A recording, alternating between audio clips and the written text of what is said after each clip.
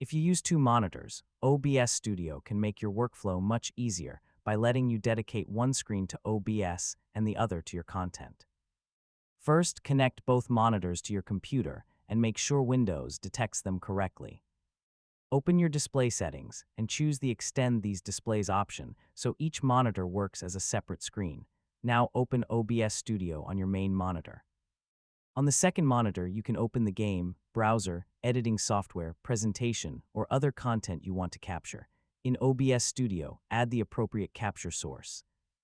For example, use display capture if you want to capture an entire monitor, or window capture if you only want to capture a specific application.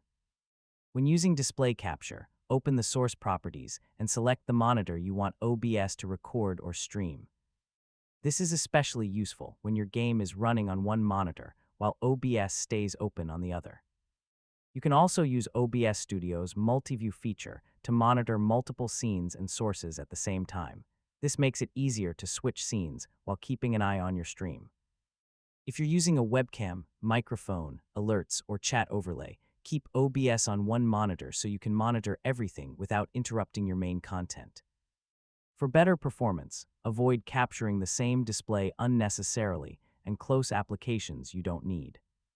Before starting your recording or stream, test both monitors and make sure OBS is capturing the correct screen.